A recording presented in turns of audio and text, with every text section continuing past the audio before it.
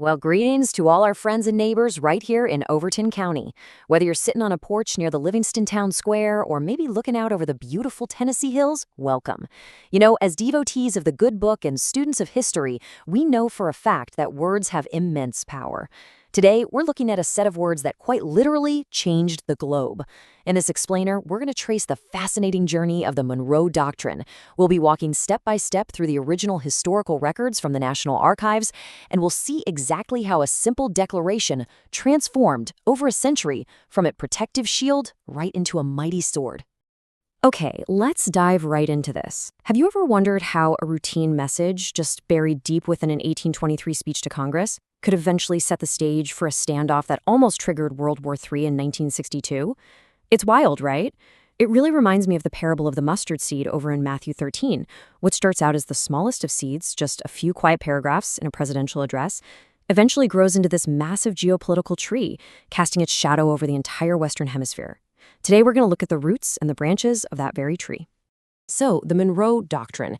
It was an 1823 policy warning European nations that the United States would absolutely not tolerate further colonization or puppet monarchs in the Western Hemisphere.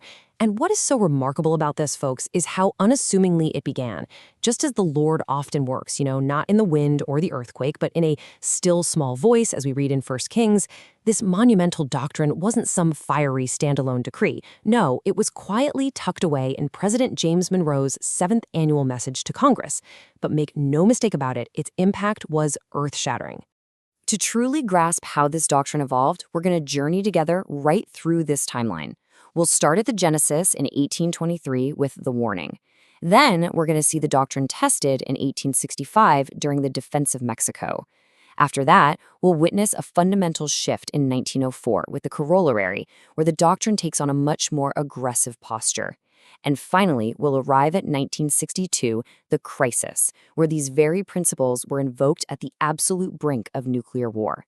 We'll see how a policy originally meant to be a defensive shield eventually became a mighty sword. Here is the agenda for today's explainer, just so all our Tennessee brethren know the exact path we're taking. 1. The 1823 warning. 2. Defining the doctrine. 3. The Mexican defense. 4. The Roosevelt Corollary. And 5. The Cuban Missile Crisis.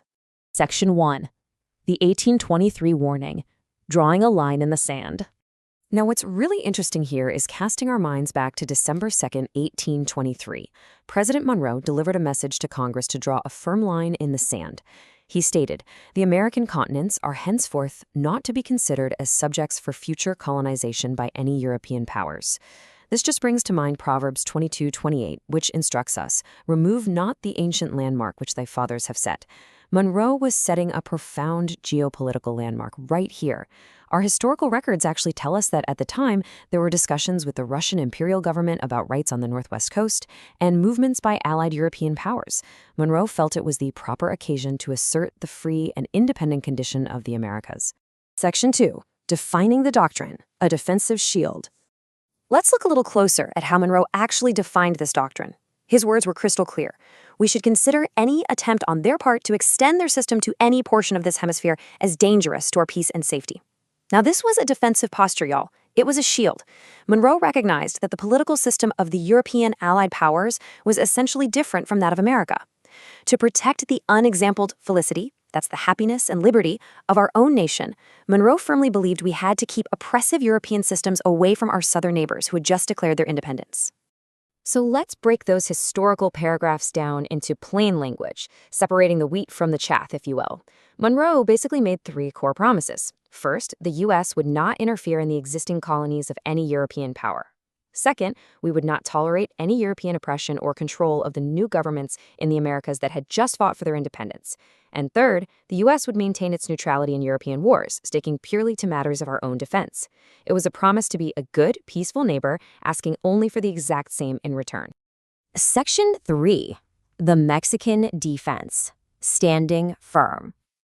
Well, when that defensive shield was put to the test in 1865, the doctrine was invoked to stand firm against European overreach. The French government had actually gone and placed an emperor, Maximilian, right on the throne in Mexico.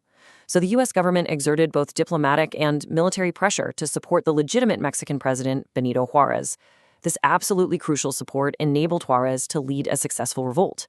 The United States stood by its neighbor, keeping entirely true to that original 1823 promise of resisting European puppet monarchs and defending liberty right here in our hemisphere. But, history, much like the human heart, is prone to shifting. Back in 1823, the doctrine's design was purely to keep European powers out of the Western Hemisphere. But jump ahead to 1904, and the doctrine is actually being used to justify sending U.S. forces into Latin American countries. It really reminds us of that solemn warning in Matthew 26:52, "For all they that take the sword shall perish with the sword." We see the policy transforming from a shield of protection into an instrument of intervention. Let's see exactly how that happened. Let's move to Section 4, the Roosevelt's Corollary, the Imperial Pivot. Entering the era of President Theodore Roosevelt, the doctrine underwent a fundamental and honestly quite controversial pivot. The Roosevelt Corollary was an extension added in 1904. According to the National Archives text, European creditors were threatening armed intervention in several Latin American countries just to collect debts. In response to this, President Roosevelt proclaimed the right of the United States to step in and exercise an international police power to curb what he called chronic wrongdoing. He basically redefined the doctrine's meaning, ostensibly to keep the Europeans out, but really using it as justification to proactively intervene ourselves. So the crucial point here is the tangible, physical impact of that policy shift. Because of the Roosevelt Corollary, U.S. Marines were deployed into Santo Domingo in 1904, Nicaragua in 1911, and Haiti in 1915. The Archives document actually notes that while the intent was to keep European powers away, other Latin American nations viewed these interventions with deep, deep misgiving. The relations between the great colossus of the North and our southern brethren remained terribly strained for many, many years. Section 5. The Cuban Missile Crisis, the Nuclear Climax. Jumping forward to 1962, the stakes of the Monroe Doctrine reached truly apocalyptic proportions right in our own backyard. The Soviet Union began to build missile launching sites in Cuba.